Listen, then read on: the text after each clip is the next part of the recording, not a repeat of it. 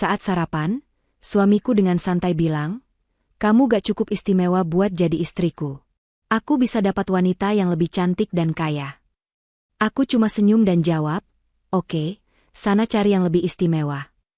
Dan detik itu juga, aku tarik kembali DP rumah 500 juta dan batalkan pesanan mobil sport yang dia pamerkan ke teman-temannya. Mari kita lihat seberapa istimewa hidupnya tanpa uangku. Sebelum ceritanya dimulai, silahkan tulis di kolom komentar dari daerah mana saja teman-teman yang menonton cerita ini. Jangan lupa like dan subscribe agar channel ini bisa semakin berkembang dan bisa mempersembahkan cerita yang lebih menarik lagi. Pagi itu udara di ruang makan terasa jauh lebih dingin dari biasanya, meskipun matahari sudah mulai menyelinap masuk melalui celah gorden jendela. Aroma nasi goreng kampung yang baru saja matang menguar di udara, bercampur dengan wangi kopi hitam yang masih mengepul panas di atas meja. Riana, dengan gamis berwarna biru laut yang sederhana dan hijab senada yang menutupi dada, meletakkan piring berisi sarapan di hadapan suaminya, Firman. Ia melakukan semuanya dengan gerakan yang tenang dan terukur, sebuah rutinitas yang telah ia jalani selama 5 tahun pernikahan mereka dengan penuh pengabdian. Namun, pagi ini ada ketegangan yang menggantung tebal di udara, sebuah firasat buruk yang membuat detak jantung Riana terasa sedikit lebih cepat dari biasanya. Firman duduk di ujung meja dengan kemeja kerja yang sudah rapi, namun wajahnya tertekuk masam. Ia menatap piring nasi goreng di hadapannya dengan tatapan mencemooh, seolah makanan itu adalah benda yang menjijikkan. Tanpa menyentuh sendoknya, Firman mendengus kasar. Suara dengusan itu terdengar begitu nyaring di tengah keheningan ruang makan yang sunyi. Riana duduk di kursi seberangnya, mencoba tersenyum lembut untuk mencairkan suasana yang kaku. Ia bertanya dengan suara pelan apakah kopi yang dibuatnya sudah pas atau belum, namun pertanyaan itu diabaikan begitu saja oleh suaminya. Firman justru menyandarkan punggungnya ke kursi dengan kasar, melipat kedua tangannya di depan dada, dan menatap Riana dengan tatapan menilai dari ujung kepala hingga ujung kaki. Tatapan itu bukan tatapan penuh cinta seperti dulu, melainkan tatapan merendahkan yang membuat Riana merasa kerdil. Firman mulai berbicara dengan nada datar namun tajam, mengatakan bahwa ia sudah muak dengan semua kesederhanaan ini. Ia mengeluh tentang menu sarapan yang itu-itu saja, tentang suasana rumah yang membosankan, dan akhirnya keluhan itu merambat pada penampilan Riana. Firman berkata bahwa teman-temannya di kantor sering membicarakan istri-istri mereka yang modis, yang bisa diajak pergi ke pesta perusahaan dengan gaun-gaun malam yang indah dan terbuka, sementara ia harus puas dengan istri yang menurutnya kaku dan tertutup kain lebar. Riana hanya diam mendengarkan. Tangannya meremas ujung taplak meja di bawah sana, menahan gejolak di dadanya. Ia tahu siapa yang meracuni pikiran Firman. Lucky, sahabat Firman yang mulutnya manis namun berbisa, dan tentu saja Ibu Widi, ibu mertuanya yang selalu merasa Riana tidak cukup baik untuk anak kebanggaannya. Puncaknya adalah ketika Firman menyebut sebuah nama yang belakangan ini sering terdengar samar-samar. Firman membandingkan Riana dengan Risma. Dengan mata berbinar, Firman menceritakan betapa hebatnya Risma. Ia menggambarkan Risma sebagai wanita karir yang sukses, cantik, wangi, dan berpikiran modern. Firman menekankan bahwa ayah Risma adalah seorang pengusaha tambang batu bara yang sangat kaya raya, dan Risma adalah pewaris tunggal yang cerdas. Kata-kata Firman semakin menyakitkan ketika ia mengatakan bahwa Risma bisa memberikan masa depan yang cerah baginya. Sebuah loncatan karir yang tidak akan pernah bisa diberikan oleh Riana yang hanya seorang wanita rumahan. Firman menatap mata Riana lurus-lurus dan mengucapkan kalimat yang menghancurkan segalanya. Ia berkata bahwa teman-teman dan keluarganya benar, bahwa Riana tidak cukup istimewa untuk menjadi istrinya. Ia dengan sombong berkata bahwa ia bisa mendapatkan wanita yang jauh lebih cantik, lebih kaya, dan lebih segalanya daripada Riana. Ia merasa dirinya pantas mendapatkan yang terbaik, dan Riana bukanlah yang terbaik itu. Riana terdiam sejenak. Hening menyelimuti ruangan itu selama beberapa detik. Rasa sakit menghantam dadanya, namun anehnya, tidak ada air mata yang jatuh. Rasa sakit itu dengan cepat berganti menjadi rasa kebas, dan kemudian berubah menjadi sebuah ketenangan yang dingin. Riana menarik napas dalam-dalam, lalu menghembuskannya perlahan. Ia menatap balik mata suaminya tanpa rasa takut. Senyum tipis yang misterius terukir di bibirnya. Dengan suara yang sangat tenang, stabil, dan tanpa getaran sedikit pun, Riana menjawab tantangan suaminya. Ia berkata, jika memang Firman merasa bisa mendapatkan yang lebih baik, maka silakan cari wanita yang lebih istimewa itu. Riana mempersilakan suaminya untuk pergi mengejar mimpi dan ambisinya yang setinggi langit itu. Firman tampak terkejut sesaat dengan reaksi Riana yang tidak histeris seperti dugaannya. Ia mengira Riana akan menangis, memohon, atau bersujud di kakinya agar tidak ditinggalkan. Namun, melihat ketenangan Riana, ego Firman justru semakin tersulut. Ia merasa ditantang. Ia tertawa meremehkan, berdiri dari kursinya, dan mengambil tas kerjanya. Sebelum melangkah pergi, ia sempat berkata bahwa Riana pasti akan menyesal karena telah melepaskan pria sesukses dirinya. Pintu depan dibanting keras, meninggalkan Riana sendirian di ruang makan yang luas itu. Setelah suara mobil Firman menjauh dan menghilang di tikungan jalan, Riana tidak beranjak untuk membereskan meja makan. Ia masih duduk di sana, namun aura kelembutan yang tadi ia tampilkan perlahan memudar, berganti dengan aura ketegasan seorang pemimpin. Riana mengeluarkan ponsel pintar dari saku gamisnya. Jari jemarinya dengan lincah membuka daftar kontak dan mencari sebuah nomor khusus yang diberi nama asisten pribadi. Riana menempelkan ponsel ke telinganya. Begitu sambungan terhubung, nada bicaranya berubah menjadi sangat otoriter dan penuh wibawa. Sangat berbeda dengan nada bicara istri penurut yang ia tunjukkan pada Firman beberapa menit lalu. Ia memberikan instruksi yang jelas dan padat. Perintah pertamanya adalah membatalkan pesanan 1 unit mobil sport keluaran terbaru, yang rencananya akan ia berikan sebagai kejutan ulang tahun untuk Firman bulan depan. Mobil itu sudah ia pesan secara khusus dengan warna favorit Firman, namun kini, mobil itu tidak lagi memiliki pemilik. Tidak berhenti di situ, Riana melanjutkan perintahnya. Ia meminta asistennya untuk segera menghubungi pihak pengembang perumahan elit Cluster Emerald. Riana memerintahkan penarikan kembali uang muka atau down payment sebesar 500 juta rupiah, yang sudah ia bayarkan minggu lalu, untuk pembelian rumah mewah impian Firman. Rumah itu rencananya akan menjadi hadiah ulang tahun pernikahan mereka, sebuah bukti cinta Riana yang tulus. Namun, Riana sadar bahwa cinta tidak bisa bertepuk sebelah tangan. Ia menegaskan kepada asistennya untuk memastikan uang itu kembali ke rekening pribadinya hari itu juga, tanpa ada potongan. Riana juga meminta pemblokiran akses kartu kredit tambahan yang selama ini dipegang oleh Firman. Kartu itu terhubung langsung dengan rekening utama Riana yang saldonya hampir tak terbatas. Rekening yang bersumber dari warisan keluarga Darmawan, identitas asli Riana yang selama ini ia sembunyikan demi mencari ketulusan cinta. Ternyata, ketulusan itu tidak pernah ada pada diri Firman. Setelah menutup telepon, Riana menatap piring nasi goreng yang sudah dingin di hadapannya. Ia berdiri, membawa piring itu ke tempat sampah, dan membuang isinya tanpa ragu. Seperti itulah ia akan membuang perasaannya pada Firman. Hari ini, ia bukan lagi istri yang lemah. Ia adalah Riana Darmawan, dan permainan baru saja dimulai. Matahari sudah tinggi ketika Firman memarkirkan mobil kantornya di pelataran parkir, sebuah restoran mewah bergaya Eropa di pusat kota. Perasaannya sedang melambung tinggi. Sisa-sisa pertengkarannya dengan Riana pagi tadi sudah ia lupakan sepenuhnya. Di benaknya kini hanya ada bayangan masa depan yang cerah, hidup bergelimang harta, dan dikelilingi kemewahan. Ia merasa langkah yang diambilnya sudah tepat. Meninggalkan Riana yang membosankan demi mengejar Risma adalah keputusan terbaik dalam hidupnya. Ia merapikan jasnya di kaca spion, memastikan penampilannya sempurna, lalu melangkah masuk ke dalam restoran dengan dagu terangkat tinggi. Di salah satu meja sudut yang memiliki pemandangan taman, Risma sudah menunggu. Wanita itu tampak berkilauan. Rambutnya ditata dengan gaya gelombang besar. Wajahnya dipoles riasan tebal yang menonjolkan kecantikannya, dan ia mengenakan gaun pendek bermerek yang memperlihatkan kulitnya. Di atas meja, tergeletak sebuah tas tangan dengan logo desainer ternama yang sangat mencolok. Firman menghampiri Risma dengan senyum lebar, merasa bangga bisa memiliki wanita secantik ini. Risma menyambutnya dengan manja, cipika-cipiki yang dibuat-buat, dan langsung melancarkan serangannya. Tanpa basa-basi, Risma mulai bercerita tentang bisnis ayahnya, sang raja tambang batu bara di Kalimantan. Ia bercerita dengan sangat meyakinkan tentang kapal-kapal tongkang yang mengangkut ribuan ton batu bara setiap harinya, tentang keuntungan perusahaan yang mencapai miliaran rupiah per bulan, dan tentang betapa ayahnya sedang mencari sosok menantu yang bisa dipercaya untuk memegang kendali perusahaan. Risma pandai memainkan emosi Firman.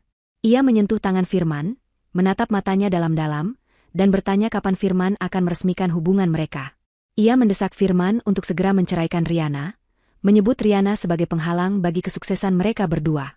Risma berkata bahwa ayahnya tidak akan setuju jika calon menantunya masih terikat dengan wanita desa yang tidak selevel.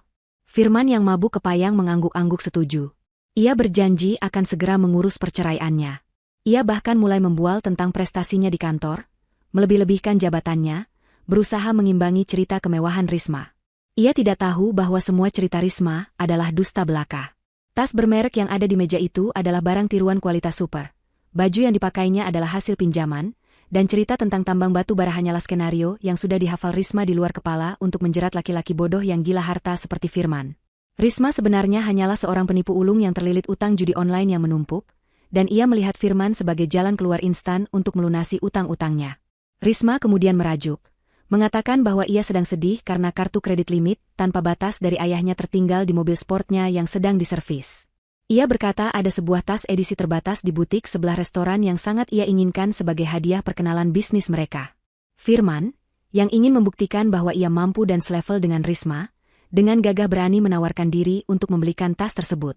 Setelah makan siang yang mewah dengan menu-menu yang nama-namanya sulit diucapkan dan harganya selangit, mereka beranjak ke butik tersebut. Risma memilih sebuah tas kecil dengan harga puluhan juta rupiah. Firman menelan ludah melihat label harganya, namun gengsi menahannya untuk mundur.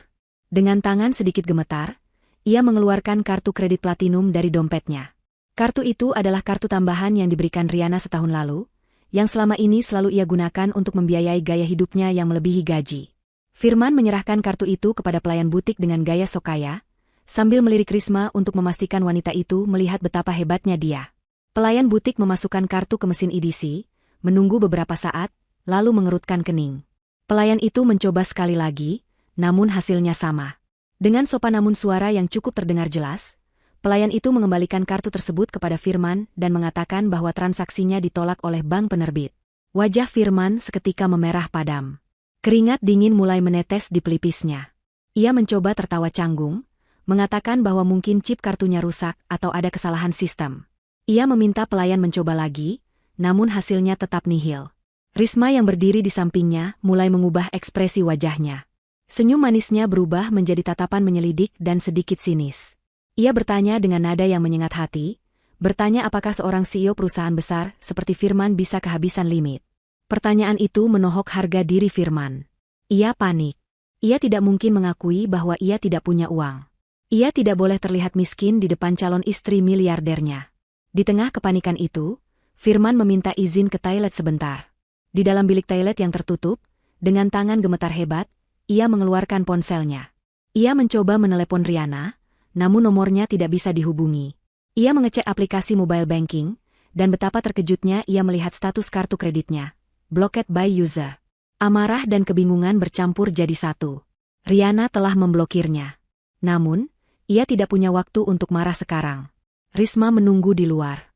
Demi menyelamatkan wajahnya, Firman melakukan hal yang paling bodoh. Ia mengunduh 3 aplikasi pinjaman online sekaligus. Dengan tergesa-gesa ia mengisi data diri, memfoto KTP, dan menyetujui bunga yang mencekik leher demi mendapatkan pencairan dana instan. Dalam waktu 15 menit, uang pinjaman itu masuk ke rekening gajinya. Firman keluar dari toilet, menghela napas lega seolah baru saja lolos dari lubang jarum. Ia membayar tas itu menggunakan debit dari rekening gajinya yang kini terisi uang panas. Risma kembali tersenyum manis, memeluk lengan Firman, memuji kedermawanannya.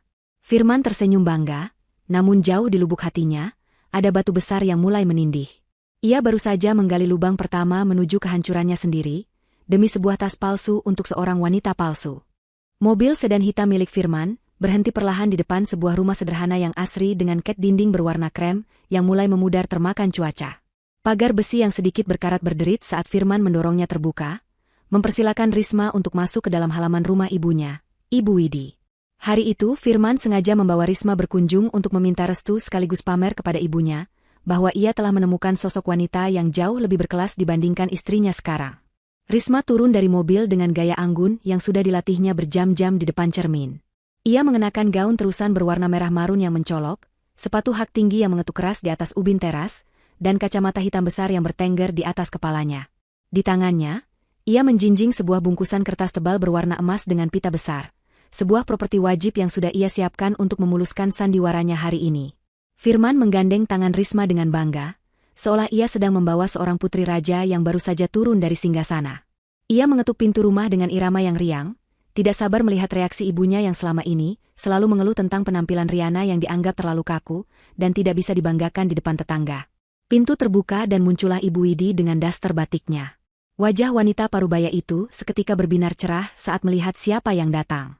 Matanya langsung tertuju pada penampilan Risma yang berkilauan, menyapu pandangan dari ujung rambut hingga ujung kaki dengan tatapan penuh kekaguman. Firman segera memperkenalkan Risma sebagai rekan bisnis yang sangat sukses, anak dari pemilik tambang batu bara yang sering ia ceritakan. Tanpa menunggu lama, Ibu Widi langsung menyambut Risma dengan pelukan hangat yang berlebihan, sesuatu yang jarang sekali ia lakukan kepada Riana selama 5 tahun terakhir. Mereka duduk di ruang tamu yang sempit namun rapi. Risma dengan gerakan teatrikal menyerahkan bungkusan emas yang dibawanya. Ia berkata dengan nada merendah yang dibuat-buat bahwa itu hanyalah oleh-oleh kecil, sebuah selendang sutra impor yang ia beli saat perjalanan bisnis ke luar negeri minggu lalu. Ibu Widi membuka bungkusan itu dengan tangan gemetar karena antusias. Di dalamnya terdapat kain halus bermotif indah. Tentu saja, Ibu Widi yang seumur hidupnya tinggal di pinggiran kota tidak bisa membedakan mana sutra asli dan mana kain sintetis kiloan yang dibeli Risma di pasar grosir dengan harga miring. Bagi Ibu Widi, kemasan mewah dan cerita Risma sudah cukup menjadi bukti keaslian barang itu. Percakapan di ruang tamu itu segera berubah menjadi ajang memuji Risma dan menjatuhkan Riana. Ibu Widi membelai kain pemberian Risma sambil melirik sinis ke arah foto pernikahan Firman dan Riana yang terpajang di dinding. Ia mulai mengeluh panjang lebar. Ia berkata bahwa Riana adalah menantu yang membosankan. Menurutnya, Riana terlalu hemat, jarang berdandan, dan selalu memakai pakaian tertutup yang lebar seperti karung, sehingga membuatnya malu jika harus mengajak Riana ke acara arisan ibu-ibu kompleks. Ibu Widi membandingkan Riana dengan Risma secara terang-terangan di depan wajah mereka berdua. Ia memuji kulit Risma yang mulus, baunya yang wangi semerbak, dan gaya bicaranya yang luwes. Risma menanggapi pujian itu dengan senyum malu-malu kucing yang manipulatif. Ia sesekali melirik perhiasan emas yang dipakai Ibu Widi, gelang-gelang keroncong yang bergemerincing di tangan keriput wanita tua itu. Dalam hati Risma, ia sedang menghitung berapa nilai gram emas itu jika digadaikan.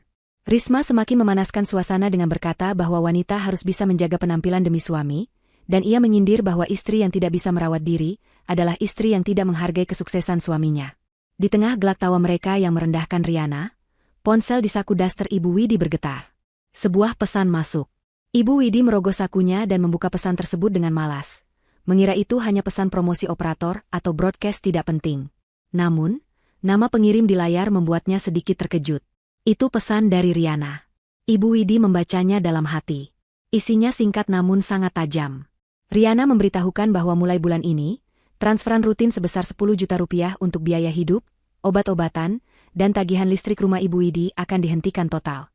Riana menuliskan alasannya dengan sopan namun menusuk, mengatakan bahwa karena Ibu Widi sudah memiliki calon menantu baru yang jauh lebih kaya raya dan idaman, maka sudah sewajarnya menantu baru itulah yang menanggung semua biaya hidup Ibu Widi mulai sekarang. Riana juga menambahkan bahwa fasilitas mobil jemputan langganan yang biasa mengantar Ibu Widi ke pasar juga sudah dibatalkan per hari ini. Reaksi Ibu Widi sungguh di luar dugaan. Bukannya takut atau khawatir, ia justru mendengus meremehkan dan tertawa kecil. Ia memperlihatkan pesan itu kepada Firman dan Risma sambil menggelengkan kepala. Ia mencemooh Riana yang dianggapnya sedang menggertak sambal. Bagi Ibu Widi, ancaman Riana tidak ada artinya dibandingkan dengan kekayaan Risma yang katanya memiliki tambang batu bara. Ibu Widi berpikir picik, 10 juta rupiah dari Riana hanyalah uang receh jika dibandingkan dengan apa yang bisa diberikan Risma nanti. Ia berkata kepada Risma dengan nada manja bahwa Riana sedang merajuk dan memutus uang belanja, seolah memancing Risma untuk segera menggantikan peran itu. Risma, yang sebenarnya tidak punya uang sepeser pun, tersenyum kaku. Ia menelan ludah dengan susah payah namun, tetap mempertahankan topeng kayanya. Ia berjanji manis akan membelikan apa saja untuk Ibu Widi nanti setelah urusan bisnisnya selesai, sebuah janji kosong yang membuat Ibu Widi semakin memujanya dan semakin membenci Riana. Tanpa mereka sadari, di tempat lain, Riana sedang menutup buku rekening yang selama ini membiayai kenyamanan hidup Ibu Widi, benar-benar memutus aliran dana tanpa ada niat untuk menyambungnya kembali. Beberapa hari setelah pertemuan di rumah Ibu Widi, Firman duduk di sebuah kafe remang-remang yang sepi pengunjung bersama Risma dan Lucky, sahabat karibnya sejak masa kuliah. Suasana di meja itu terasa berat dan penuh ketegangan, bercampur dengan asap rokok yang mengepul dari mulut Lucky.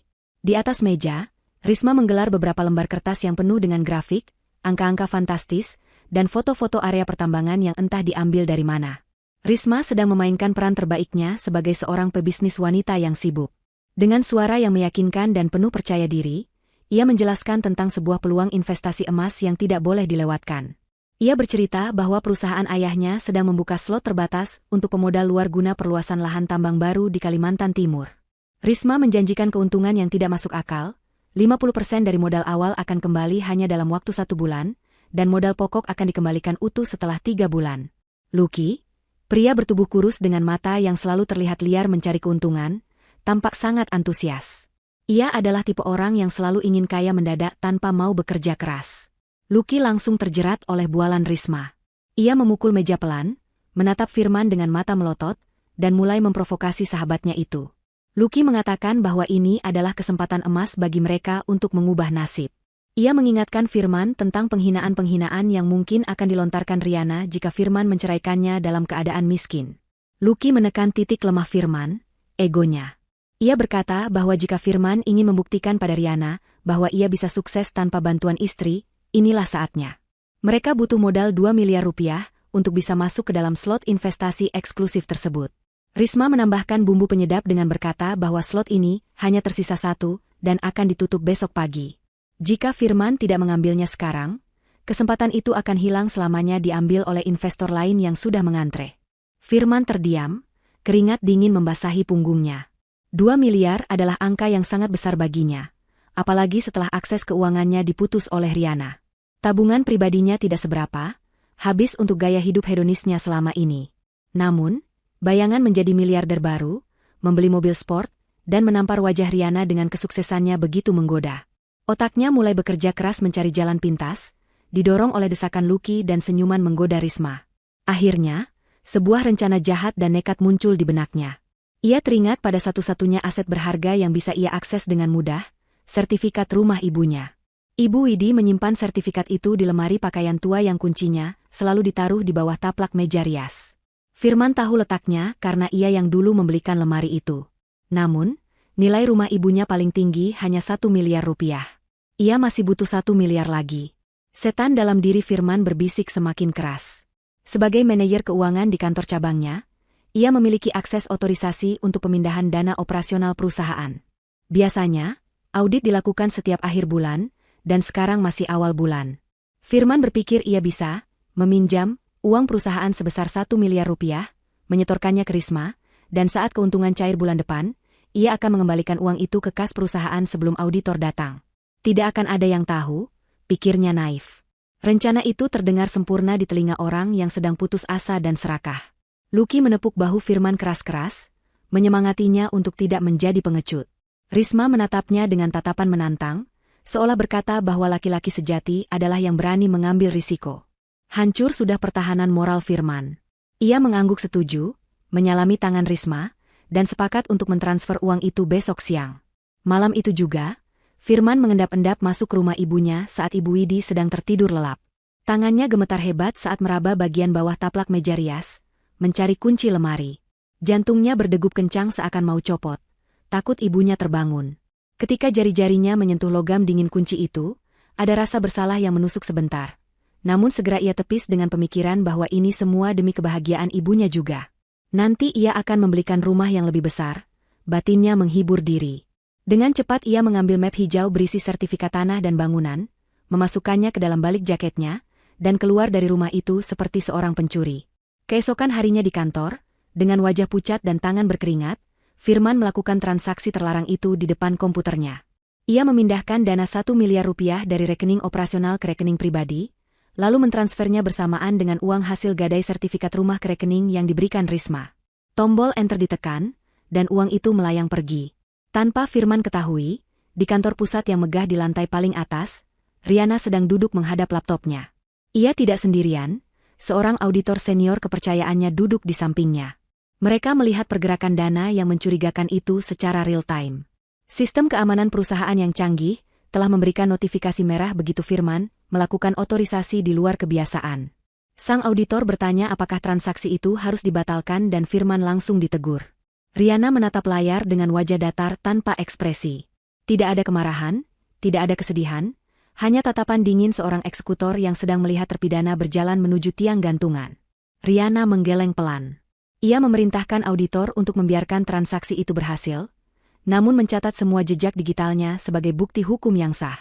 Riana berkata biarkan Firman merasa menang sesaat, biarkan dia terbang setinggi-tingginya dengan sayap patah itu, karena semakin tinggi dia terbang, semakin hancur tubuhnya saat menghantam tanah nanti. Riana membiarkan suaminya menjadi kriminal, karena itulah jalan yang dipilih Firman sendiri. Jebakan telah tertutup sempurna, dan Firman kini resmi menjadi tikus yang terperangkap. Langit sore itu berwarna jingga kemerahan, seolah menjadi latar belakang yang sempurna bagi perasaan Firman yang sedang membuncah penuh kemenangan. Hari ini adalah hari yang telah ia tunggu-tunggu, hari pembuktian diri di hadapan dunia, bahwa ia adalah seorang laki-laki sukses yang mampu berdiri di atas kakinya sendiri tanpa bayang-bayang istrinya, Rihanna. Firman telah menyewa sebuah area pesta kebun yang cukup luas, tepat di samping kantor pemasaran perumahan elit klaster Emerald, tempat di mana ia yakin akan segera menerima kunci rumah mewah impiannya. Ia telah mengundang hampir seluruh rekan kerjanya di kantor, beberapa kolega bisnis, dan tentu saja teman-teman lamanya termasuk Lucky. Firman ingin semua orang melihat momen bersejarah ketika ia menerima kunci rumah seharga miliaran rupiah itu. Ia ingin melihat wajah-wajah iri mereka, terutama mereka yang dulu sering berbisik di belakangnya, bahwa ia hanya menumpang hidup pada Rihanna. Hari ini, narasi itu akan berubah total. Firman mengenakan setelan jas terbaiknya yang baru saja ia beli kemarin, tentu saja dengan uang hasil sisa pinjaman online yang masih tersisa sedikit di rekeningnya. Ia merasa gagah, tampan, dan tak terkalahkan. Di sampingnya, Risma berdiri dengan gaun malam berkilauan yang memamerkan lekuk tubuhnya, tersenyum manis kepada setiap tamu yang datang, memainkan peran sebagai calon nyonya rumah yang sempurna. Suasana pesta itu dirancang sedemikian rupa untuk menunjukkan kemewahan. Meja-meja bundar ditata rapi dengan taplak putih bersih, dihiasi rangkaian bunga segar yang harum. Pelayan-pelayan berseragam hilir mudik membawa nampan berisi minuman segar dan makanan kecil yang lezat. Musik jazz ringan mengalun dari pengeras suara, menambah kesan elegan acara tersebut. Lucky, yang sudah datang sejak awal, sibuk berjalan ke sana kemari dengan gelas di tangan, membual kepada tamu-tamu lain tentang proyek investasi tambang batu bara yang sedang mereka jalankan. Lucky bercerita dengan suara lantang bahwa sebentar lagi ia dan Firman akan menjadi orang terkaya di lingkaran pertemanan mereka. Tamu-tamu yang mendengar itu hanya mengangguk-angguk kagum. Sebagian merasa iri, sebagian lagi merasa penasaran bagaimana nasib Firman bisa berubah secepat itu dalam waktu singkat. Firman menikmati setiap detik perhatian yang ia dapatkan. Ia membayangkan Rihanna sedang duduk sendirian di rumah yang sepi, mungkin menangis menyesali nasibnya karena telah ditinggalkan suami sesukses dirinya. Pikiran itu membuat senyum di wajah Firman semakin lebar. Ia merasa telah memenangkan pertarungan ego yang selama ini menghantui pernikahannya. Tibalah saat acara puncak yang dinanti-nantikan. Matahari sudah mulai terbenam, digantikan oleh lampu-lampu taman yang temaram dan romantis. Firman naik ke atas panggung kecil yang telah disediakan, memegang mikrofon dengan penuh percaya diri. Ia meminta perhatian seluruh tamu undangan. Suara musik dikecilkan, dan semua mata tertuju padanya.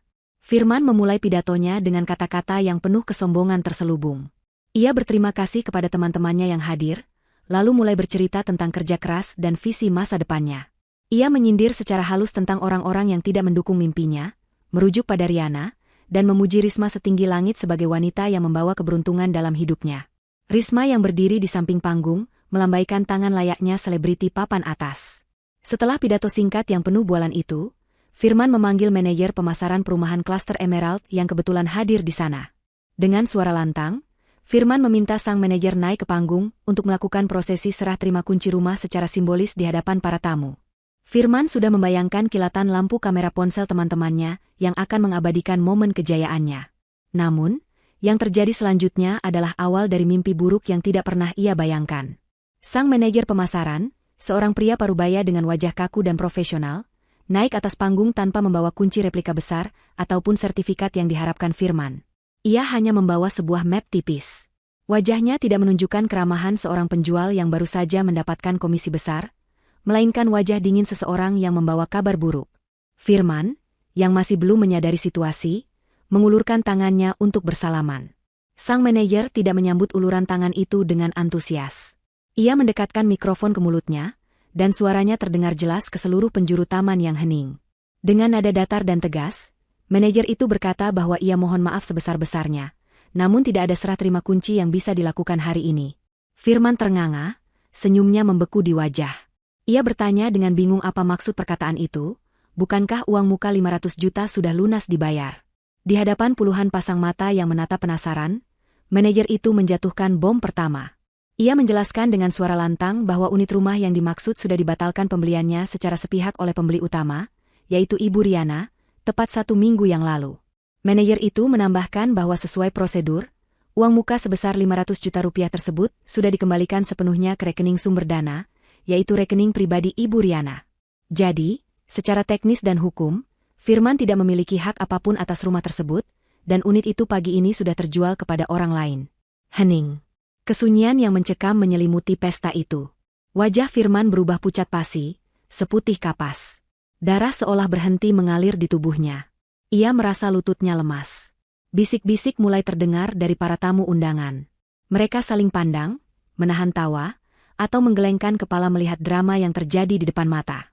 Lucky yang tadi paling berisik, kini terdiam 1000 bahasa di pojok ruangan, gelas minumannya hampir jatuh dari tangan.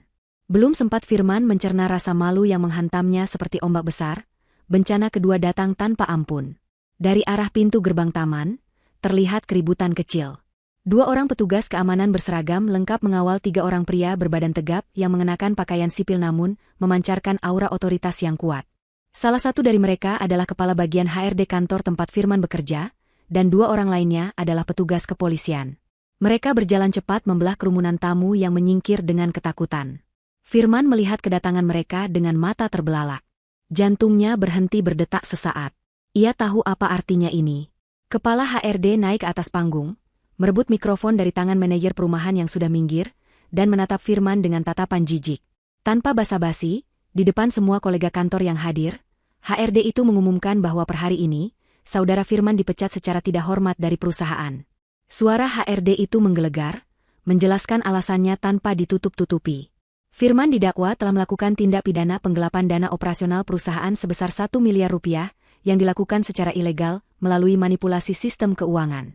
Bukti-bukti digital sudah lengkap, dan perusahaan telah melimpahkan kasus ini ke ranah hukum.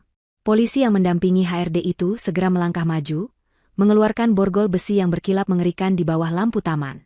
Petugas itu membacakan hak-hak Firman dengan suara tegas, menyatakan bahwa ia ditahan atas tuduhan korupsi dan penggelapan.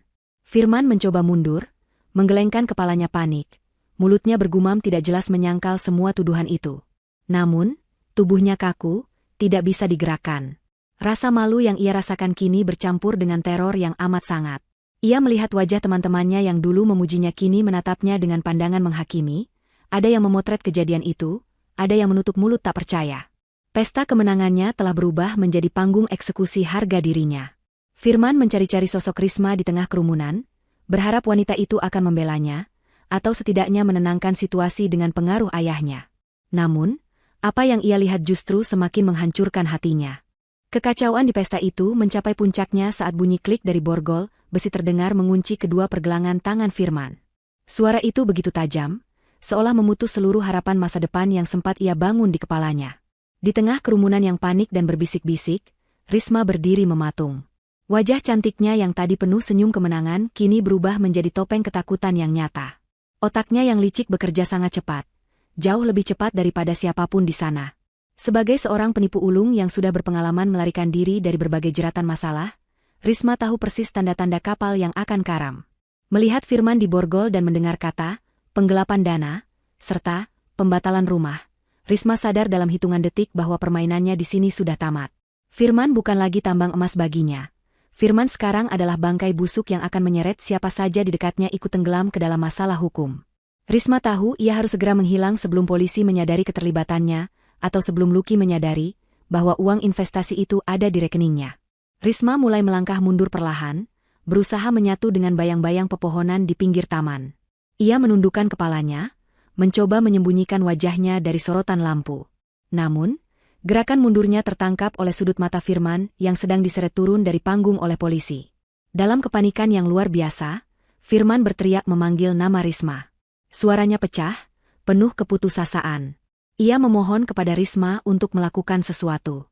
Ia berteriak meminta Risma menelepon ayahnya, sang pemilik tambang batubara yang konon memiliki koneksi kuat dengan pejabat dan aparat. Firman, dalam kenaifannya yang menyedihkan, masih percaya bahwa Risma adalah penyelamatnya. Ia berteriak bahwa ini semua pasti salah paham, dan uang 1 miliar itu akan segera diganti begitu profit investasi cair. Teriakan Firman membuat beberapa polisi menoleh ke arah Risma. Risma mengumpat dalam hati. Ia tidak bisa lagi bersembunyi. Jika ia lari sekarang tanpa bicara, polisi mungkin akan langsung mengejarnya karena curiga. Risma memutuskan untuk memainkan kartu terakhirnya, sebuah adegan perpisahan yang kejam untuk memutus tali hubungan sekaligus mengalihkan perhatian. Ia berhenti mundur, menegakkan tubuhnya, dan memasang wajah angkuh yang dingin. Ia berjalan mendekati Firman yang sedang meronta di pegangan polisi.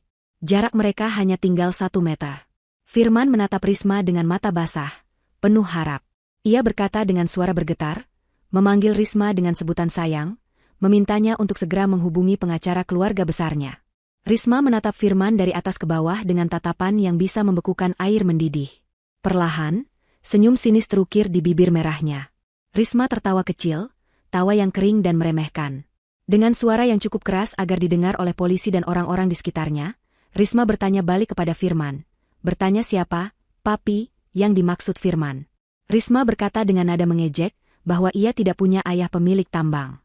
Ia mengaku dengan lantang bahwa ayahnya sudah meninggal 10 tahun lalu dan hanyalah seorang buruh tani. Pengakuan itu menghantam Firman lebih keras daripada pukulan fisik. Risma melanjutkan kalimatnya dengan kejam, mengatakan bahwa ia hanyalah seorang janda yang sedang mencari uang untuk hidup. Ia berkata bahwa ia mengira Firman adalah laki-laki kaya raya yang bisa ia manfaatkan, tapi ternyata Firman hanyalah benalu miskin yang hidup dari ketiak istrinya. Risma meludahi tanah tepat di depan sepatu Firman sebagai tanda penghinaan terakhir. Ia berkata bahwa uang 1 miliar dan uang gadai rumah itu adalah bayaran atas waktu yang sudah ia buang untuk meladeni kebodohan Firman. Sebelum Firman sempat merespon, Risma berbalik badan dengan cepat. Ia berteriak kepada kerumunan, berpura-pura menjadi korban, mengatakan bahwa ia juga ditipu oleh Firman yang mengaku bujangan kaya. Dengan akting yang meyakinkan itu, ia berhasil membuat polisi ragu sejenak untuk menahannya. Memanfaatkan momen keraguan itu, Risma menyelinap keluar gerbang, melompat ke dalam taksi yang kebetulan lewat, dan menghilang di telan kegelapan malam, membawa serta uang miliaran rupiah hasil kejahatannya. Firman meraung seperti binatang yang terluka. Bukan karena sakit fisik, tapi karena hancurnya ilusi yang selama ini ia puja. Ia baru sadar sepenuhnya bahwa ia telah menyerahkan segalanya. Karirnya, rumah tangga, rumah ibunya, demi seorang wanita yang bahkan tidak tahu siapa nama ayahnya sendiri. Firman diseret masuk ke dalam mobil polisi dengan jiwa yang sudah mati. Sementara itu, di pojok pesta yang sudah bubar, Lucky gemetar hebat. Ia baru saja mengecek aplikasi investasi yang diberikan Risma di ponselnya. Aplikasi itu tidak bisa dibuka, tertulis server not found. Ia mencoba menelepon nomor Risma, namun operator menjawab bahwa nomor itu sudah tidak terdaftar. Lucky lemas, jatuh terduduk di rumput. Uang tabungan seumur hidupnya yang ia kumpulkan susah payah, ditambah uang pinjaman dari rentenir yang ia ambil demi ikut investasi ini, semuanya lenyap tanpa bekas. Lucky menjambak rambutnya sendiri, berteriak frustrasi memanggil nama Firman dan Risma bergantian, menyadari bahwa keserakahannya telah membawanya ke jurang kehancuran. Bencana tidak berhenti di situ. Di tempat lain yang jauh dari hingar-bingar pesta, di sebuah kampung yang sepi, sebuah mobil operasional bank berhenti di depan rumah Ibu Widi. Jam dinding di ruang tamu Ibu Widi menunjukkan pukul 9 malam. Ibu Widi sedang menonton televisi sambil membelai selendang palsu pemberian Risma, membayangkan sebentar lagi ia akan pindah ke rumah mewah bersama anak dan menantu barunya. Ketukan keras di pintu membuyarkan lamunannya. Ketika Ibu Widi membuka pintu, ia mendapati 3 orang petugas bank dengan wajah serius dan seragam rapi. Mereka menanyakan keberadaan Firman. Ibu Widi dengan bangga menjawab bahwa anaknya sedang mengadakan pesta syukuran rumah baru. Petugas bank itu saling pandang, lalu salah satu dari mereka menyerahkan sebuah surat pemberitahuan penyitaan. Petugas itu menjelaskan dengan sopan namun tegas bahwa rumah yang ditempati Ibu Widi ini telah dijadikan jaminan utang oleh saudara Firman dengan tenor jangka pendek dan bunga tinggi kepada pihak ketiga yang bekerja sama dengan bank, dan pembayaran angsuran pertama sudah gagal bayar karena nomor kontak debitur tidak bisa dihubungi dan terindikasi ada masalah hukum. Petugas itu mengatakan bahwa sesuai perjanjian yang ditandatangani Firman, jika terjadi gagal bayar dan wan prestasi dalam investasi berisiko tinggi yang diambilnya, maka aset jaminan akan langsung dieksekusi atau disita. Ibu Widi tidak mengerti istilah-istilah perbankan yang rumit itu. Yang ia mengerti hanyalah kata, disita. Ia berteriak histeris, mengatakan bahwa sertifikat rumahnya ada di lemari, aman tersimpan. Ia lari ke kamar, mengobrak-abrik lemari pakaiannya, mencari map hijau kesayangannya. Namun, map itu kosong. Sertifikat itu tidak ada. Lutut Ibu Widi lemas, pandangannya gelap. Ia jatuh pingsan di lantai kamar yang dingin, sementara di luar rumah, petugas mulai memasang stiker besar berwarna merah di kaca jendela depan bertuliskan, dalam pengawasan bank, aset disita. Malam itu, 2 wanita yang dicintai Firman mengalami nasib yang bertolak belakang. Riana tidur dengan tenang dalam lindungan doa, sementara Ibu Widi jatuh ke dalam mimpi buruk yang menjadi kenyataan karena ulah anak kandungnya sendiri.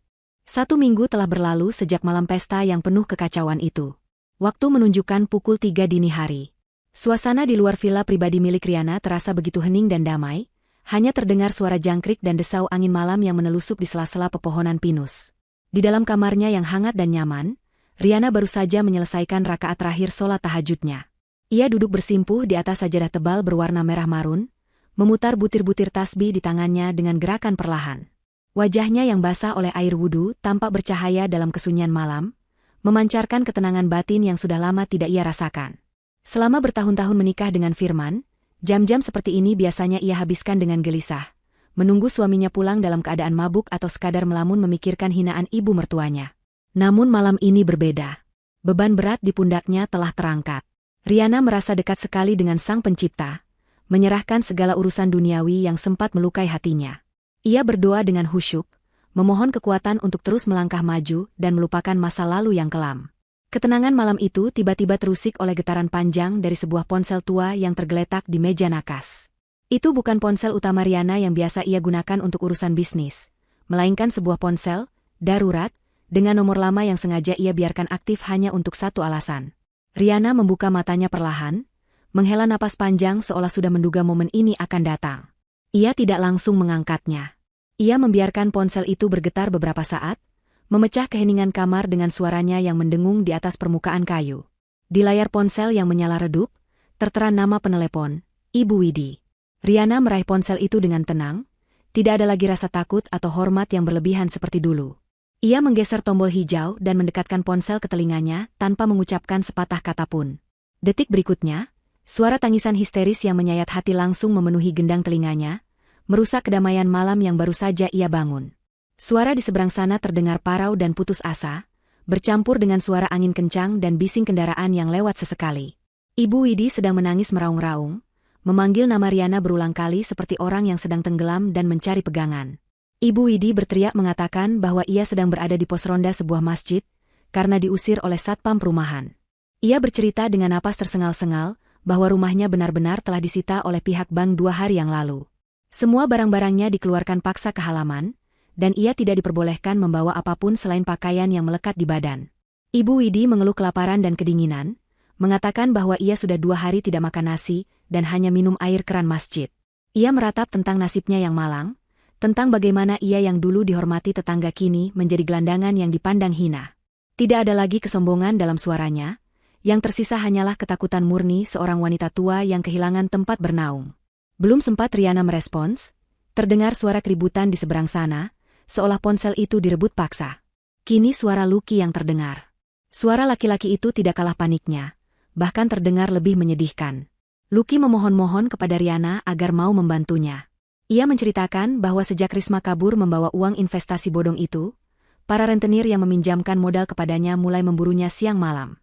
Lucky mengaku sedang bersembunyi di gorong-gorong jembatan, karena takut dibunuh jika ketahuan. Ia menangis seperti anak kecil, mengatakan bahwa semua tabungannya ludes, dan ia tidak punya uang sepeser pun untuk membeli makan atau kabur keluar kota. Lucky juga memberitahukan kondisi Firman yang mengenaskan. Ia mendapat kabar dari kenalannya bahwa Firman babak belur di dalam sel tahanan, karena dipukuli oleh tahanan lain yang merasa terganggu dengan rengekan Firman setiap malam.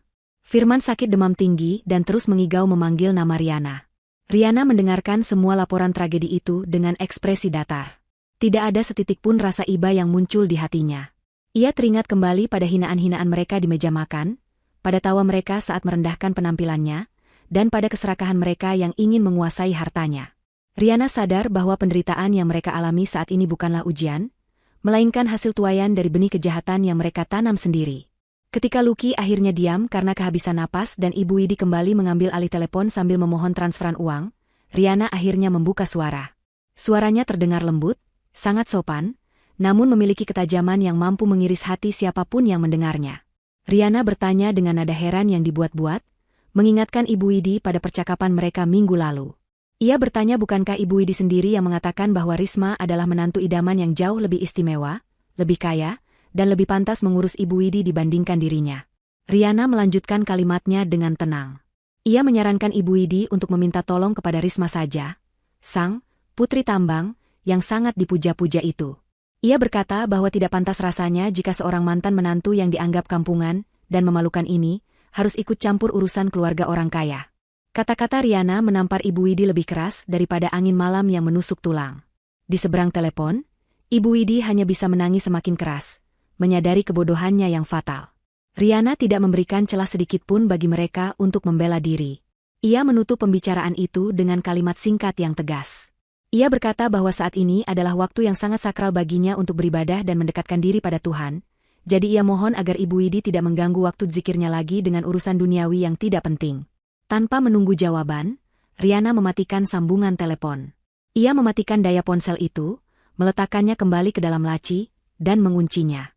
Riana kembali mengangkat kedua tangannya, melanjutkan doanya yang sempat terputus, membiarkan mereka yang di luar sana belajar bertanggung jawab atas pilihan hidup mereka sendiri. Bau apek yang menyengat hidung langsung menyambut Riana begitu ia melangkahkan kakinya masuk ke dalam koridor ruang kunjungan di kantor kepolisian resor kota. Udara di sana terasa lembab, bercampur dengan aroma keringat, disinfektan murah, dan keputusasaan yang mengambang di udara. Riana berjalan dengan langkah anggun namun pasti. Hari ini ia mengenakan setelan blazer panjang berwarna abu-abu muda yang dipadukan dengan hijab satin berwarna senada. Penampilannya terlihat sangat berkelas. Kontras sekali dengan lingkungan sekitarnya yang suram dan dinding-dinding kusam yang catnya mulai mengelupas. Di sampingnya, berjalan seorang pria parubaya berjas rapi yang membawa tas kerja kulit tebal, pengacara kepercayaan keluarga besar Riana yang sengaja ia bawa untuk mendampingi pertemuan ini. Para petugas polisi yang berjaga di koridor mengangguk hormat saat Riana lewat. Mereka sudah diberitahu oleh atasan bahwa wanita ini adalah tamu penting, salah satu pemilik saham terbesar dari perusahaan yang melaporkan kasus penggelapan dana yang sedang mereka tangani.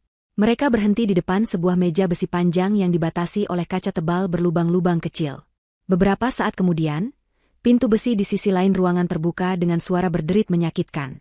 2 orang petugas menggiring seorang tahanan masuk. Riana nyaris tidak mengenali sosok itu. Pria yang duduk di kursi seberang sana terlihat sangat jauh berbeda dengan Firman yang ia kenal seminggu lalu. Firman yang dulu selalu tampil klimis, wangi, dan sombong, kini terlihat seperti kerangka hidup. Wajahnya tirus, matanya cekung dengan lingkaran hitam pekat di bawahnya, dan rambutnya yang dulu tertata rapi kini gundul tak beraturan. Ada lebam biru yang mulai menguning di sudut bibirnya, dan ia mengenakan baju tahanan berwarna oranye yang terlihat kebesaran di tubuhnya yang menyusut. Bau tidak sedap menguar dari tubuh Firman, bau orang yang sudah berhari-hari tidak mandi dengan layak. Ketika Firman mengangkat wajahnya dan melihat Riana duduk di sana, matanya seketika berkaca-kaca. Harapan seolah menyala kembali di matanya yang redup. Tanpa mempedulikan harga dirinya lagi, Firman langsung menjatuhkan tubuhnya ke depan, mencoba meraih tangan Riana lewat celah kaca, namun terhalang. Ia mulai menangis terseduh-seduh, air matanya membasahi pipi yang kotor. Firman meracau, memohon ampun dengan suara serak. Ia berkata bahwa ia hilaf, bahwa ia telah diguna-guna oleh Risma, dan bahwa ia sangat menyesal telah menyakiti hati Riana. Ia memuji-muji Riana sebagai istri terbaik, wanita paling suci, dan satu-satunya cinta sejatinya. Firman memohon agar Riana mau mencabut laporan polisi dari perusahaan. Ia berjanji akan bekerja sekeras apapun, menjadi budak Riana seumur hidup, asalkan ia bisa keluar dari neraka ini. Ia menceritakan betapa mengerikannya kehidupan di dalam sel, bagaimana ia dipukuli, bagaimana makanannya tidak layak, dan bagaimana ia merindukan masakan Riana yang dulu selalu ia hina. Setiap kata yang keluar dari mulut Firman adalah manifestasi dari penyesalan yang terlambat, penyesalan yang muncul hanya karena ia sedang menderita, bukan karena ia benar-benar sadar akan kesalahannya. Riana menatap drama itu dengan tatapan sedingin es. Wajahnya tidak menunjukkan emosi apapun, datar seperti permukaan danau yang beku. Ia membiarkan Firman menumpahkan semua air matanya sampai pria itu lelah sendiri. Setelah tangisan Firman mereda menjadi isak tangis pelan, Riana memberi isyarat kepada pengacaranya. Pengacara itu membuka tas kulitnya, mengeluarkan sebuah map berwarna biru, dan meletakkannya di atas meja di hadapan Riana. Riana meletakkan telapak tangannya di atas map itu, lalu menatap lurus ke dalam mata Firman. Dengan suara yang tenang namun berwibawa, Riana mulai berbicara. Ia mengatakan bahwa ia datang ke sini bukan sebagai istri yang akan membebaskan suaminya, melainkan sebagai perwakilan pemegang saham mayoritas perusahaan tempat Firman bekerja dulu. Kalimat itu membuat Firman terbelalak kaget. Riana mengungkapkan rahasia yang selama ini ia simpan rapat. Ia memberitahu Firman bahwa perusahaan tempatnya bekerja adalah salah satu anak perusahaan milik keluarga besar Riana. Selama ini Rianalah yang meminta direksi untuk menerima Firman bekerja dan memberikan promosi jabatan, semata-mata agar Firman memiliki rasa percaya diri sebagai kepala keluarga. Firman ternganga, mulutnya terbuka lebar tak percaya. Riana melanjutkan penjelasannya dengan kejam. Ia berkata bahwa ia sudah tahu sejak detik pertama Firman memindahkan uang perusahaan ke rekening Risma. Sistem audit perusahaan langsung melapor padanya saat itu juga. Namun, Riana sengaja tidak menghentikannya. Ia membiarkan Firman melakukan kejahatan itu, membiarkan Firman masuk ke dalam perangkap keserakahannya sendiri, karena Riana butuh bukti yang kuat untuk memenjarakan Firman sekaligus menceraikannya tanpa ada tuntutan harta gono gini. Riana menegaskan bahwa ia tidak akan pernah mencabut laporan itu. Profesionalitas harus ditegakkan, dan pencuri harus dihukum, tidak peduli siapa dia. Firman menggeleng-gelengkan kepalanya, merasa dunianya runtuh untuk kedua kalinya. Ia baru sadar bahwa istri yang selama ini ia anggap bodoh dan penurut, adalah seorang wanita cerdas yang memegang kendali penuh atas hidupnya tanpa ia sadari. Sebagai pukulan terakhir, Riana menyinggung soal Risma. Ia melihat Firman masih berharap Risma akan kembali, atau setidaknya berharap Risma juga menderita. Riana tersenyum tipis, kali ini senyum yang mengerikan bagi Firman. Ia memberitahu Firman bahwa Risma sudah tertangkap pagi ini di bandara saat hendak kabur ke Singapura. Dan orang yang memberikan informasi keberadaan Risma kepada polisi adalah detektif sewaan Riana. Riana sudah memantau gerak-gerik Risma sejak wanita itu pertama kali mendekati Firman. Riana menyodorkan map biru itu melalui celah bawah kaca. Itu adalah surat gugatan cerai. Riana berkata bahwa tanda tangan Firman di surat itu hanyalah formalitas. Karena dengan vonis penjara yang akan diterima Firman nanti, hakim pasti akan mengabulkan perceraian mereka secara fair stake. Riana berdiri dari kursinya, merapikan blazernya yang sedikit kusut. Ia menatap Firman untuk terakhir kalinya, tatapan perpisahan yang abadi. Ia berkata selamat menikmati, keistimewaan, hidup di dalam penjara, keistimewaan yang dulu Firman cari-cari dengan cara yang salah. Riana berbalik badan dan berjalan keluar ruangan tanpa menoleh lagi, meninggalkan Firman yang meraung memanggil namanya, sendirian, terpuruk di lantai yang dingin, ditemani bayang-bayang penyesalan yang akan menghantuinya seumur hidup.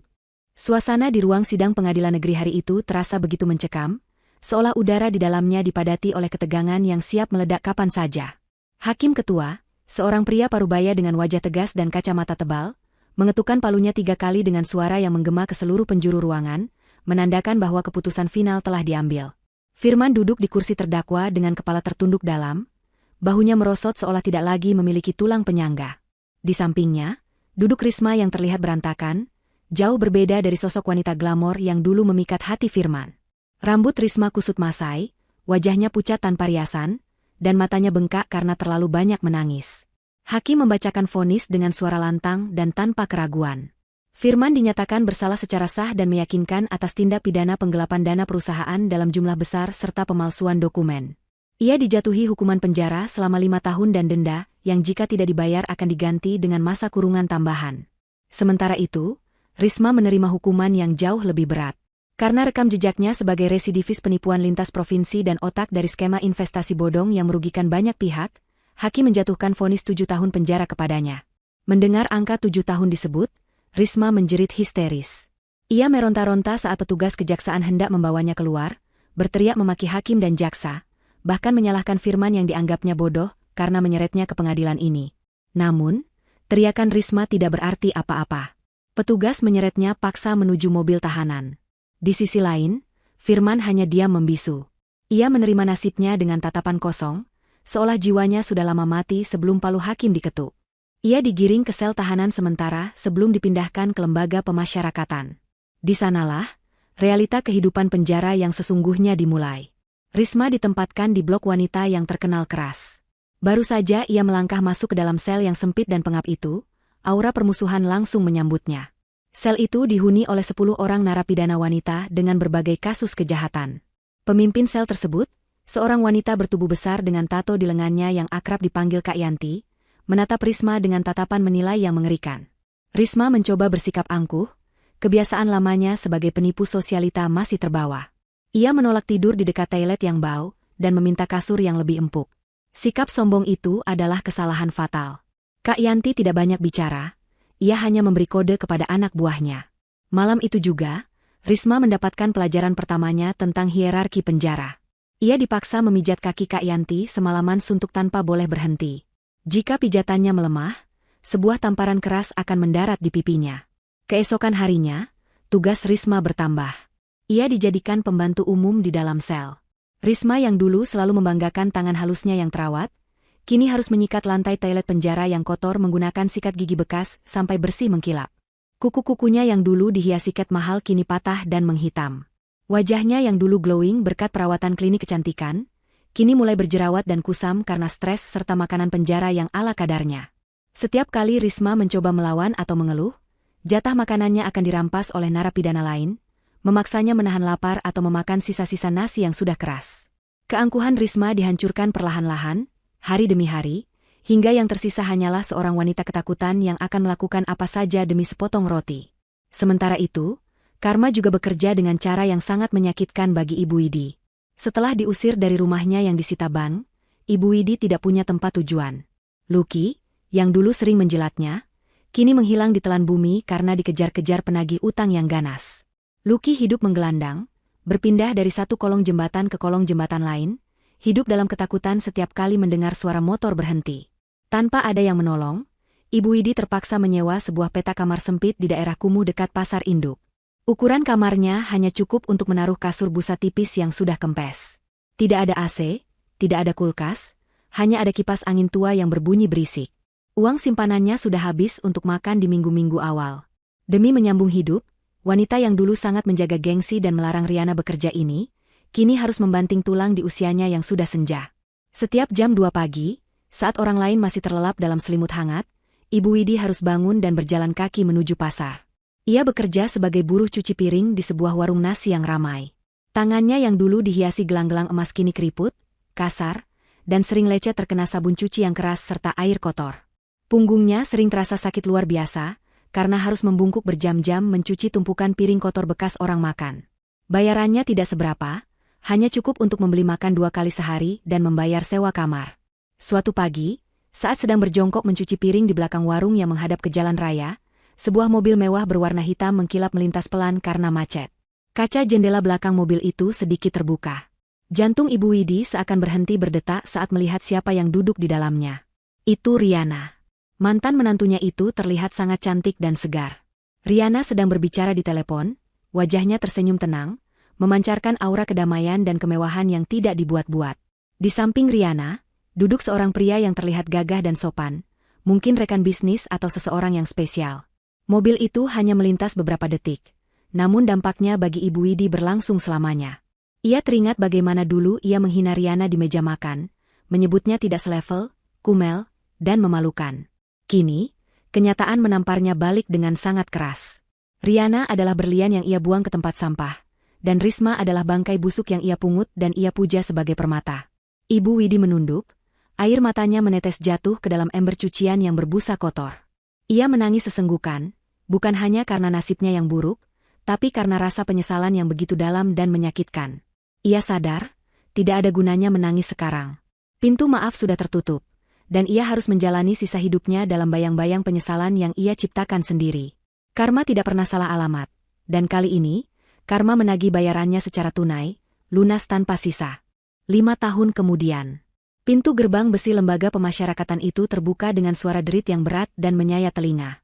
Matahari pagi yang terik langsung menyengat kulit, seolah menyambut kebebasan seorang pria yang baru saja melangkah keluar dari balik tembok tinggi tersebut.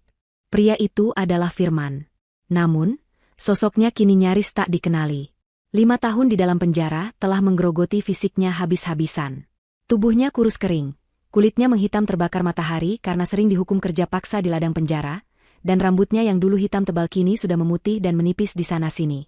Giginya ada yang tanggal, dan jalannya sedikit pincang akibat perkelahian dengan sesama narapidana di tahun pertamanya. Ia menjinjing sebuah kantong plastik hitam berisi satu-satunya harta benda yang ia miliki, sepotong baju ganti yang sudah lusuh dan sikat gigi bekas. Firman berdiri di pinggir jalan raya, memicingkan mata melihat kendaraan yang berlalu lalang. Tidak ada yang menjemputnya. Tidak ada Ibu Widi, tidak ada Lucky, apalagi Risma yang masih harus mendekam 2 tahun lagi di penjara wanita. Firman benar-benar sendirian di dunia yang sudah berubah ini. Dengan langkah gontai, Firman mulai berjalan menyusuri trotoar kota. Ia tidak punya uang sepeser pun untuk naik angkutan umum. Perutnya berbunyi, perih minta diisi, tapi ia harus menahannya. Ia berjalan tanpa tujuan yang jelas, hanya mengikuti insting untuk menuju pusat kota, tempat di mana dulu ia pernah merasa menjadi raja. Kota itu telah banyak berubah. Gedung-gedung bertingkat baru bermunculan, jalanan semakin padat, dan orang-orang terlihat sibuk dengan urusan masing-masing.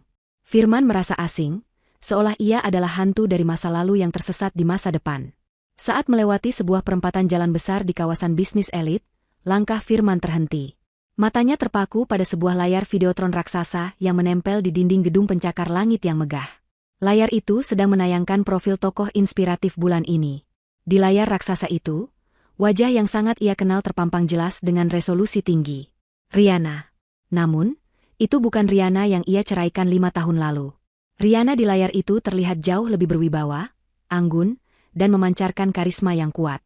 Ia mengenakan busana muslimah modern yang elegan, berdiri di depan sebuah podium dengan latar belakang logo perusahaan multinasional. Tulisan besar di bawah wajahnya berbunyi, Rihanna Darmawan, Muslimah Entrepreneur of the Year Philanthropist. Narator berita menyebutkan bahwa Rihanna baru saja meresmikan yayasan pendidikan gratis untuk anak yatim piatu, dan sedang mengembangkan bisnis properti syariah terbesar di negara ini. Hati Firman mencelos. Rasa sesak menghimpit dadanya. Ia melihat mantan istrinya itu terbang begitu tinggi, menembus langit kesuksesan yang dulu hanya bisa Firman impikan dalam tidurnya. Rasa penasaran dan kerinduan yang aneh mendorong Firman untuk mencari tahu di mana acara itu berlangsung. Dari teks berjalan di videotron, ia tahu bahwa Rihanna sedang mengadakan acara peluncuran buku biografinya di sebuah hotel bintang 5 yang letaknya tidak jauh dari sana. Dengan sisa tenaganya, Firman berjalan menyeret kakinya menuju hotel tersebut. Sesampainya di sana, kemewahan hotel itu membuat Firman merasa semakin kerdil. Mobil-mobil mewah berderet di lobi, tamu-tamu undangan berpakaian mahal keluar masuk dengan wajah ceria. Firman mencoba mendekat ke arah pintu masuk lobi, berharap bisa melihat Rihanna sekilas saja. Atau mungkin, dalam hayalan liarnya, Rihanna akan melihatnya dan merasa iba lalu memberinya sedikit uang. Namun, belum sempat kakinya menginjak karpet merah di depan pintu, 2 orang petugas keamanan bertubuh kekar langsung menghadang jalannya. Petugas itu menatap Firman dengan tatapan curiga dan jijik. Mereka mengira Firman adalah pengemis atau gelandangan yang hendak mengganggu kenyamanan tamu. Petugas itu membentak Firman, menyuruhnya pergi menjauh dari area hotel. Firman mencoba menjelaskan bahwa ia mengenal bintang utama acara tersebut, bahwa ia adalah mantan suaminya. Namun, pengakuan itu justru membuat para petugas keamanan tertawa terbahak-bahak. Mereka mendorong Firman hingga terjatuh ke aspal panas. Saat Firman sedang berusaha bangun sambil menahan sakit di sikunya, pintu kaca lobi hotel terbuka lebar. Suasana mendadak hening penuh kekaguman. Rihanna keluar dari sana, dikawal oleh beberapa asisten. Ia tampak bersinar, mengenakan gaun panjang berwarna pastel yang indah. Tapi Rihanna tidak sendirian. Di sampingnya, berjalan seorang pria yang gagah, berwajah tampan dengan sorot mata yang teduh dan cerdas. Pria itu menggandeng tangan Rihanna dengan lembut namun protektif. Di tangan pria itu, seorang anak kecil perempuan berusia sekitar 3 tahun digendong dengan penuh kasih sayang. Itu adalah keluarga baru Rihanna. Suami barunya adalah seorang dokter spesialis bedah syaraf yang terkenal dermawan dan saleh, sosok yang jauh lebih segalanya dibandingkan Firman. Mereka tertawa bahagia, sebuah tawa lepas yang menunjukkan bahwa hidup mereka penuh dengan cinta dan keberkahan. Firman terpaku. Ia berdiri kaku di pinggir jalan, hanya berjarak beberapa meter dari mobil Alphard putih yang sudah menunggu Rihanna. Saat Rihanna hendak masuk ke dalam mobil, pandangannya tidak sengaja menyapu ke arah tempat Firman berdiri. Waktu seolah berhenti berputar bagi Firman. Jantungnya berdegup kencang. Ia berharap Rihanna akan menunjukkan emosi, marah, benci, sedih, atau apapun itu yang menandakan bahwa Firman masih memiliki arti dalam hidupnya. Namun, yang terjadi justru hal yang paling menyakitkan dari segalanya. Rihanna menatap Firman, mengenali wajah lusuh itu, namun ekspresinya sama sekali tidak berubah. Tidak ada kejutan, tidak ada kebencian, tidak ada air mata. Tatapan Rihanna kosong dan datar, seolah ia sedang melihat tiang listrik atau tong sampah di pinggir jalan. Sebuah tatapan ketidakpedulian yang total. Bagi Rihanna, Firman hanyalah masa lalu yang sudah selesai, sebuah bab buku yang sudah lama ia tutup dan ia bakar abunya. Rihanna mengalihkan pandangannya dengan santai, kembali tersenyum pada suaminya, dan masuk ke dalam mobil tanpa menoleh lagi. Pintu mobil tertutup rapat, meredam suara dunia luar. Mobil mewah itu melaju perlahan meninggalkan lobi hotel, meninggalkan debu dan asap tipis yang menerpa wajah Firman. Di saat itulah Firman merasakan kehancuran yang sesungguhnya. Jika Rihanna marah, itu berarti Rihanna masih peduli. Tapi ketidakpedulian Rihanna adalah hukuman mati bagi ego Firman. Ia menyadari bahwa dirinya sudah tidak dianggap ada. Ia telah menjadi debu yang tak terlihat. Firman jatuh terduduk di trotoar, menatap nanar ke arah mobil yang semakin menjauh dan menghilang di tikungan. Air mata menetes dari matanya yang cekung, tapi kali ini tidak ada siapapun yang peduli. Di sekelilingnya, kota terus bergerak maju, orang-orang terus berjalan mengejar mimpi mereka, sementara Firman tertinggal sendirian di masa lalu, memeluk penyesalan yang akan menjadi teman setianya hingga akhir hayat. Ia teringat kata-katanya sendiri 5 tahun lalu, aku bisa dapatkan wanita yang lebih istimewa darimu. Ternyata, ia salah besar. Ia telah membuang satu-satunya wanita istimewa yang pernah mencintainya dengan tulus, dan kini ia harus membayar harganya dengan kesepian abadi. Cerita hidup Firman berakhir di trotoar panas itu, menjadi sebuah peringatan bisu bahwa rasa syukur adalah kunci kebahagiaan yang sesungguhnya. Waktu terus bergulir tanpa belas kasihan, menggilas mereka yang tidak mau belajar dari kesalahan dan mengangkat derajat mereka yang sabar dalam kebenaran. 2 tahun setelah pertemuan menyakitkan di depan hotel mewah itu, nasib para tokoh antagonis semakin terperosok ke dalam jurang yang mereka gali sendiri. Di sebuah pagi yang kelabu, pintu gerbang penjara wanita kembali terbuka. Risma melangkah keluar setelah menuntaskan masa hukumannya yang panjang dan menyiksa. Namun, tidak ada lagi jejak sosialita palsu pada dirinya. Wajahnya yang dulu ia banggakan kini penuh dengan guratan kasar penuaan dini akibat stres dan kerja paksa. Kulitnya kusam, rambutnya rontok dan beruban, serta giginya menguning. Ia hanya membawa tas kresek berisi baju bekas pemberian sipir penjara. Risma berdiri di pinggir jalan dengan bingung. Ia mencoba menghubungi nomor-nomor lama teman, geng sosialita, nya menggunakan ponsel pinjaman wartel, namun tidak ada satupun yang aktif. Dunia telah melupakannya.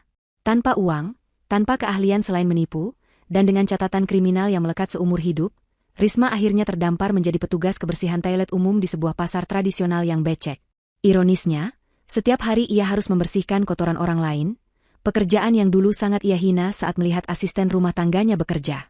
Di sela-sela mengepel lantai yang bau, Risma sering melamun melihat pantulan wajahnya yang hancur di cermin retak, menyadari bahwa kecantikan dan kelicikan yang dulu ia agungkan ternyata tidak ada harganya sama sekali. Sementara itu, di sudut kota yang lain, sebuah kamar kontrakan sempit dan pengap menjadi saksi bisu akhir hidup Ibu Widi. Wanita tua itu jatuh sakit parah karena kelelahan bekerja sebagai buruh cuci dan kurang gizi. Tubuhnya tinggal tulang berbalut kulit, terbaring lemah di atas kasur tipis yang bau apek.